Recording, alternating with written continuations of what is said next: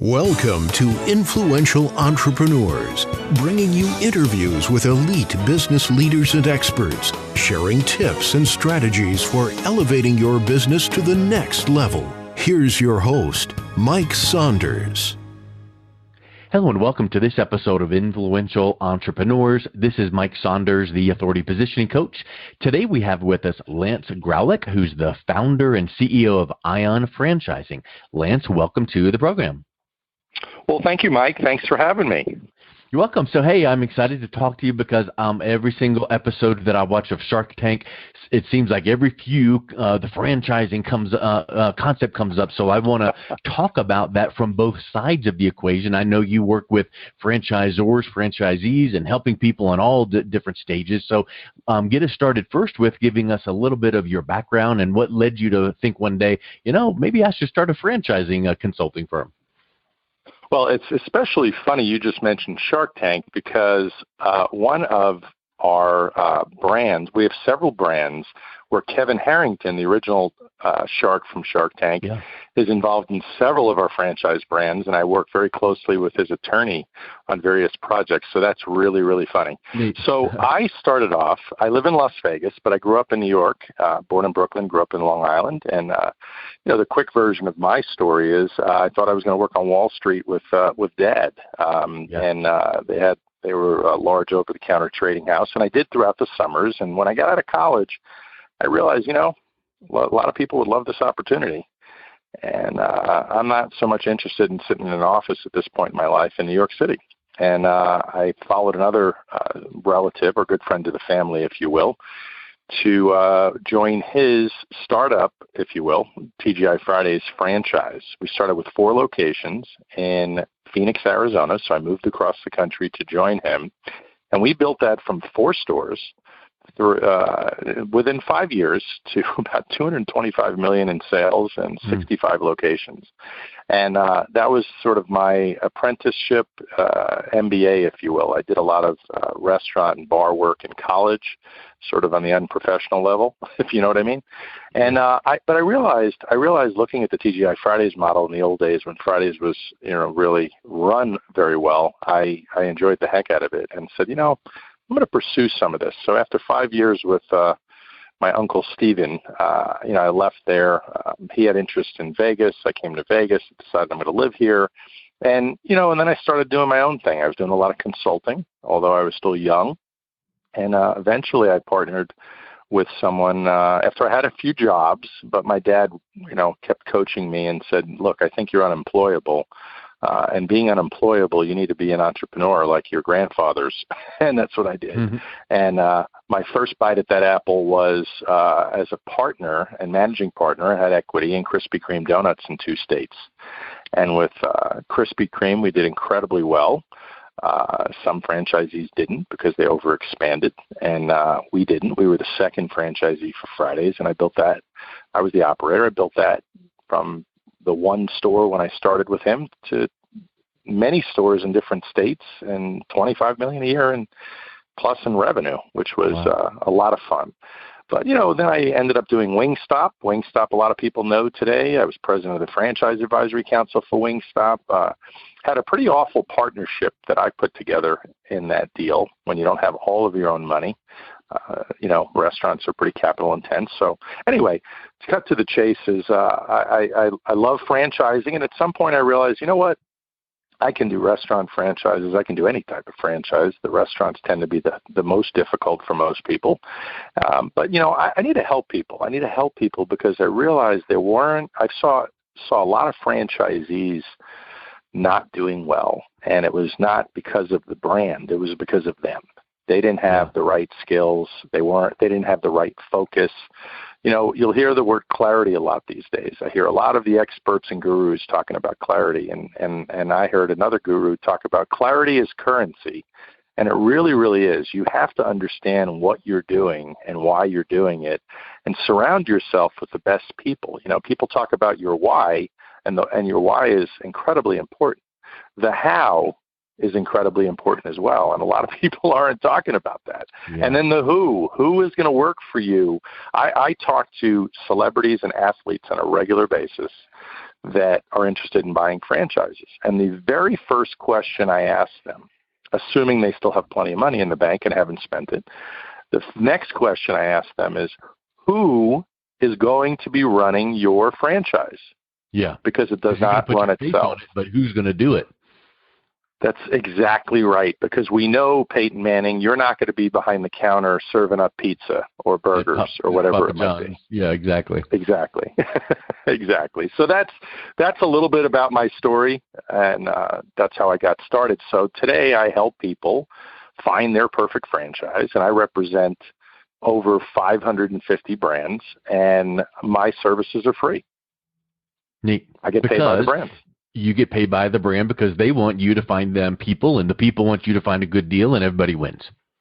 Exactly. So here's a misconception, or here's a thought that I wonder if it is an actual misconception, because I'm not in the franchise world, but it seems that it's kind of a cliche that, if you're going to be an entrepreneur and start from scratch, that's your own thing. But boy, the fast track and the cookie cutter template easy way is to have a franchise, because they've figured it all out and all you have to do is follow the process. But you just said that sometimes people that have a franchise don't have the success because they don't, work hard or do it the right way. What is some of the traits that you see the people that go into a franchise that have it laid out for them, that say, here's what to do and how to do it, and then they still fall short? Yeah, this is sort of the $1 million question, and the advantage of working with someone like myself, because I ask people permission in the discovery process when I either get a referral through a friend, which I get a lot of, or I do a lot of lead generation. I get people that I don't know. I get essentially a cold lead, someone I don't know at all, someone that has no trust in me at this point because they don't know me as of yet. And I ask them permission to speak freely and give them my honest opinion. Example, I have people that call and want a restaurant, even though out of all of my brands, I have probably 150 restaurants, but I have quite a few of everything else, and there's every category imaginable. But so I have to be honest with people and say, look, based on your capital, I wouldn't do this. I would do, a home health care brand or a staffing company based on your skills or what have you. And I have to be honest with them. But the number one reasons that people fail or fall short, and keep in mind, everybody knows McDonald's as an example. Well, in McDonald's is like every other franchise brand. The top 15% of franchisees are incredibly successful. They all have wonderful stories because they followed the system. They trust the process. They trusted the process.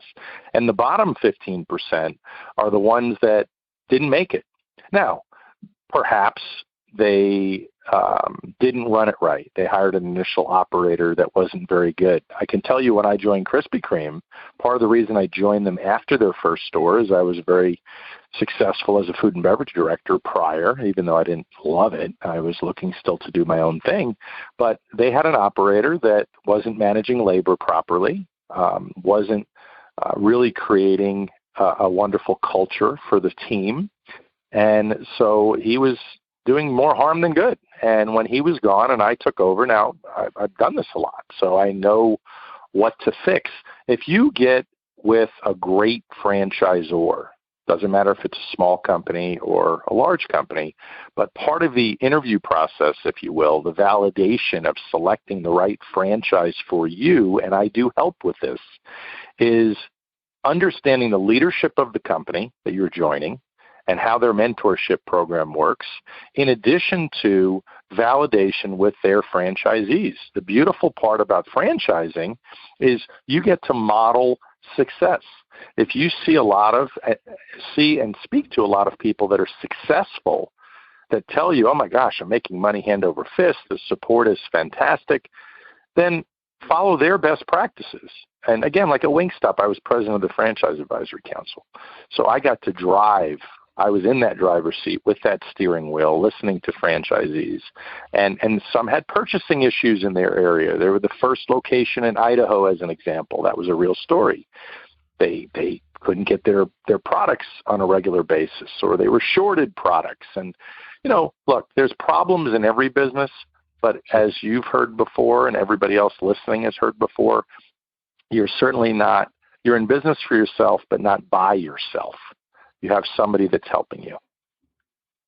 I think that's a big, big thing is for someone to know that if you were totally on your own and you have those questions, you have to go out to hire these consultants to have at the ready. Or if you have your franchise network, you can then reach out to them and say, anyone struggling with this, what's the solution? What have you found? And that becomes your support system. That's exactly right. And if you don't mind, Mike, I'll run through just a couple of things off the top of my head that I go through every day as to why to buy a franchise. And those are, it's obviously a proven system. Even if it's a young brand, it's a brand that's been around for a few years. And so there's some piece of it, or the sum total of it is a proven system that they've established that works. Brand awareness. People know the brand in certain areas. It might just be regional. It doesn't have to be national as of yet. They certainly have an established training program. They've trained people over and over again, and if they're successful, they have to have a decent training program, although I'm sure it'll get better over the years for younger brands. Ongoing support and coaching and mentoring, a whole other category.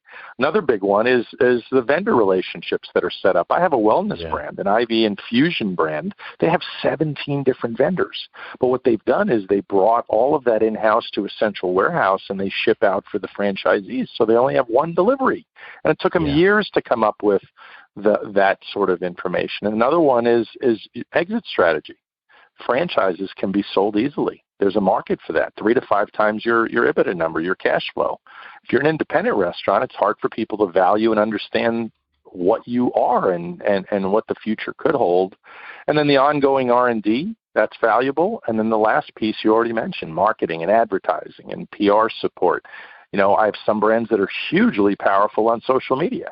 Others do a lot more grassroots. But either way, our franchisees happy, So those are the highlights. So let's think about what are some of the more attractive opportunities right now, and not right now, necessarily in what's going on today or tomorrow morning, but now as in, we're in 2020, and I'm sure that in 2000 the franchise landscape looked different, and I'll bet in 2030 it's going to look different. So right now, what are some of the things you're advising your clients to look for and to get into? It is absolutely so exciting these days because what's happened in the last 10 years with technology, there have been a lot of brands emerge that are powerhouses in the low cost, quick ramp up sort of market, if you will. I have a business to business franchise that they are vendor watchdogs, is what they call themselves. It's a home-based business. It's $70,000 to start, and you can get you can put down as little as 25% if you do an SBA loan. So in most cases, $15,000 to $25,000 you can get into a franchise. And as long as you have a 680 credit score, you don't get any credit, so to speak. If it's even, it's not like a mortgage where if your credit's 800, you get a better deal. It's the same rate for everybody.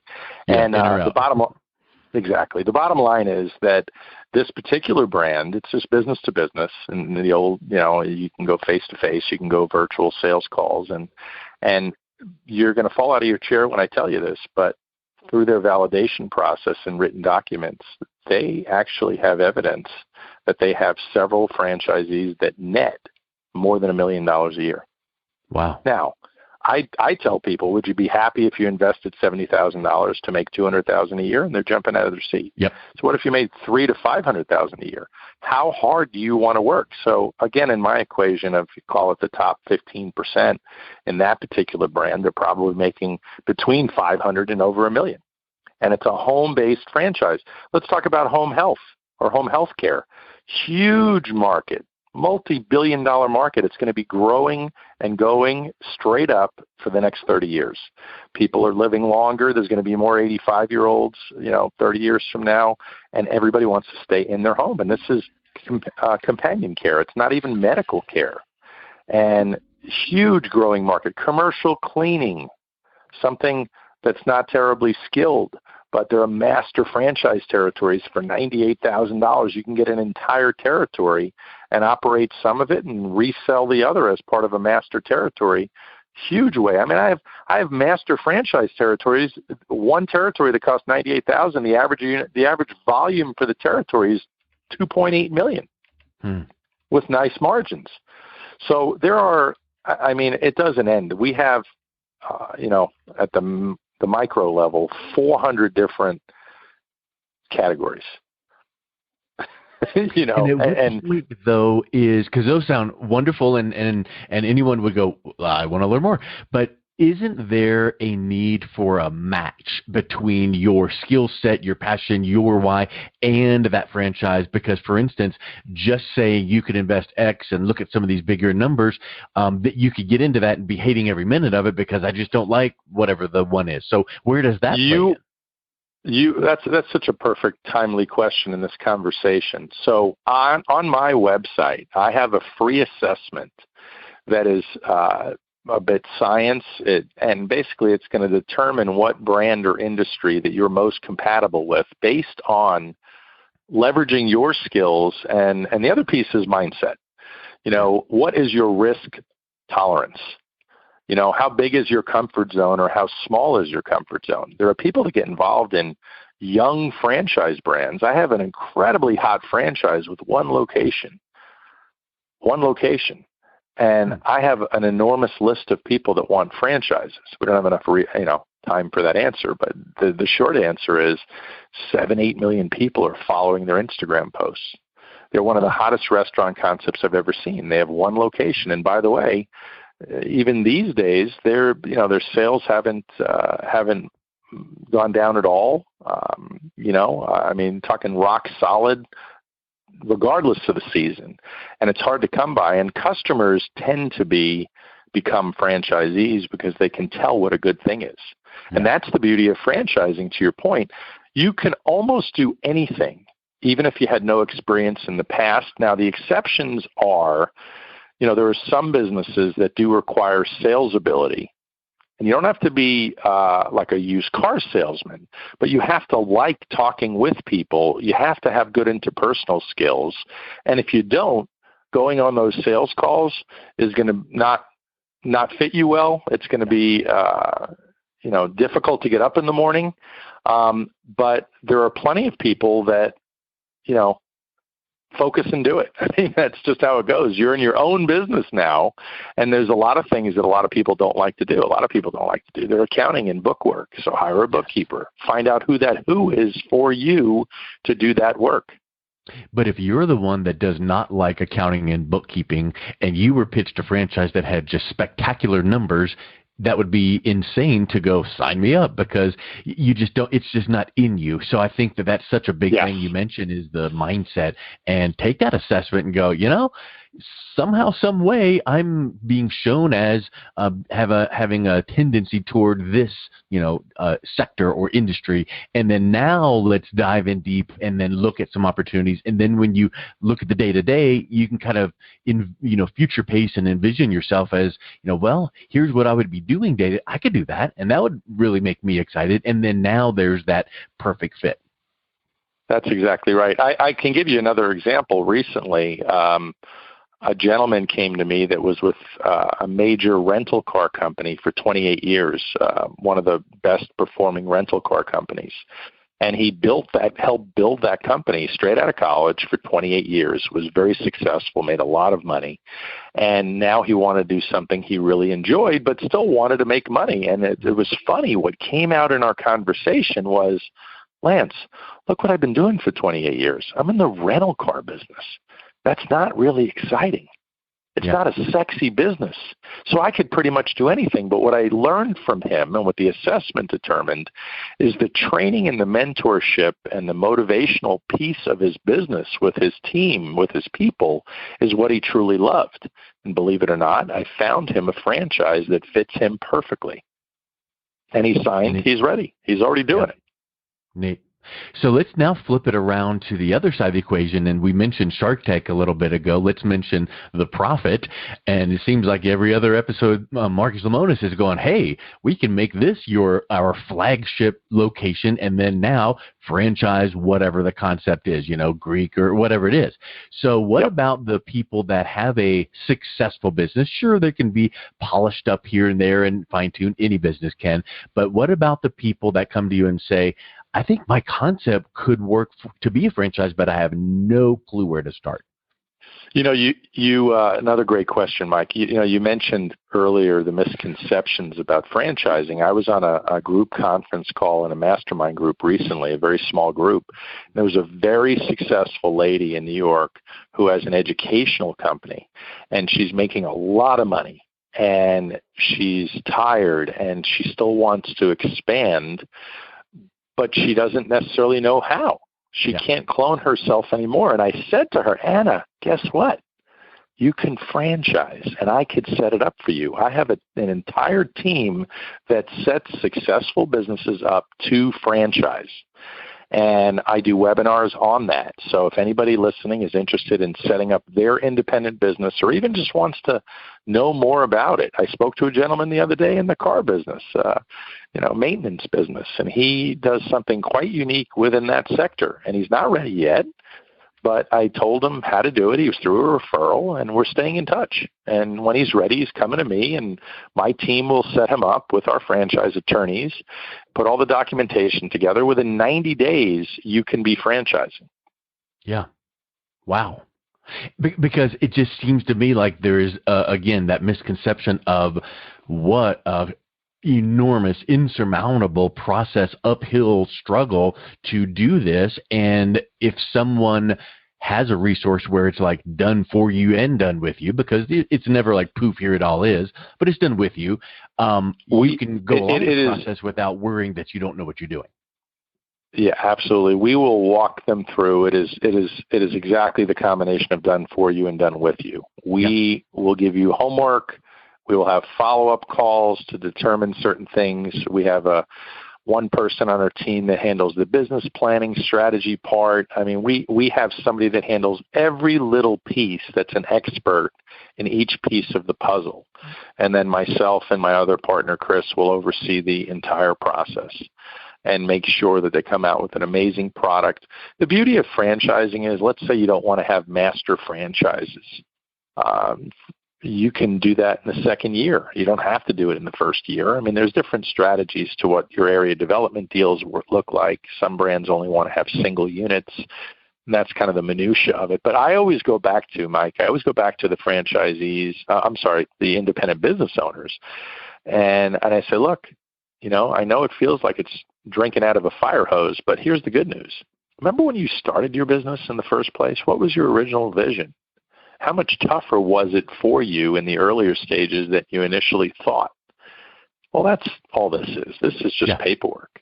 This is a strategy to grow.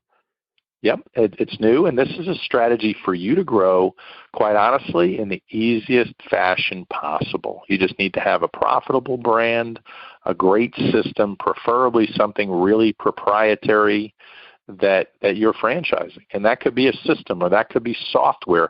Mike, I have a gym concept today that's one of the hottest things I've ever seen in my life, and they spent millions in development. Nobody can touch them. They have an FDA patent on their technology, and they spent millions on this. So nobody can create this on their own. So if you're interested in fitness, that's why you would go to that particular brand, because it's something unique, and they're famous, or going to be famous, for their 15-minute workout. 15 minutes gives you a workout that makes you feel like it's a 6-hour workout. So, and that's where you were saying, the clarity, before. We could go on a tangent on that, but, so many times it's like, just what's the deal? I don't need the whole long pitch. Just tell me, 15-minute workout, you got my attention. I'm busy. I don't have time for this whole long thing. I already have to drive to the gym, but 15 minutes. So I think that when we think about how to describe or even how to deliver our product or service, boy, that clarity and that succinctness and time is such a huge piece. And that's the benefit you bring, which is you can, anything these days, you can figure out how to do everything you teach your clients to do on this new thing called Google, right? So it's nothing secretive. It's just that you've gone through and blazed the trail, and you've got the template and the blueprint and the checklist, and you walk alongside them and say, here's what to do next. And I think that's the biggest piece of the equation. Yeah, what a lot of people do is in the middle of the night when they get stressed about the boss they don't like or being their own boss because they've told themselves that for years and they haven't made that move, they were scared or whatever the reason might be, and they all Google it at 1 o'clock in the morning and start filling out on various franchise portals, oh, this looks good, this looks good, this looks good, and they all give you limited information. So they end up starting to get phone calls from too many people. Yep. And then they stay away from their phone and stop answering their phone, and they're stuck because all these salespeople are calling them. I am an advocate for my clients, and I truly want them to have the best business possible. And, you know, I'll give you, this is a big piece of the sort of the assessment stage. You talk about clarity, and I wanted to give you this final piece. When it comes to understanding what somebody's looking for, are you looking to be an owner-operator, or where you're doing this?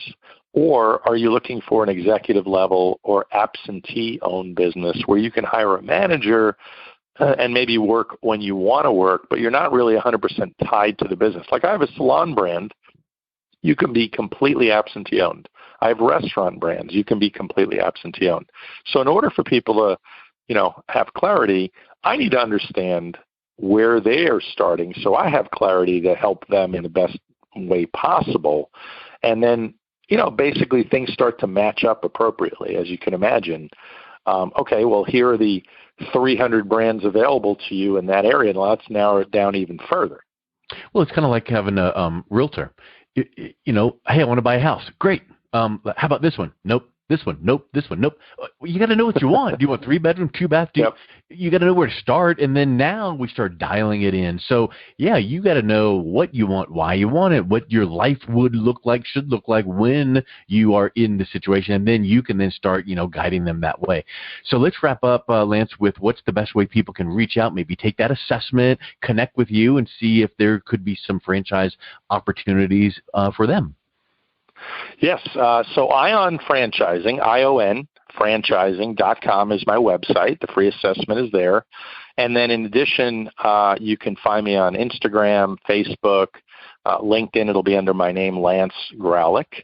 But yeah, I look forward to speaking to anybody that's interested. You don't have to be interested today. I help people. I just got a text from a gentleman last night, late, that I talked to 2 years ago. I had to look it up, and he's ready now. So it no worries to me. Everybody works on their timetable. Well, Lance, thank you so much for coming on. It was really great talking to you today. You're welcome. My pleasure, Mike. Thank you. You've been listening to Influential Entrepreneurs with Mike Saunders. To learn more about the resources mentioned on today's show or listen to past episodes, visit www.influentialentrepreneursradio.com.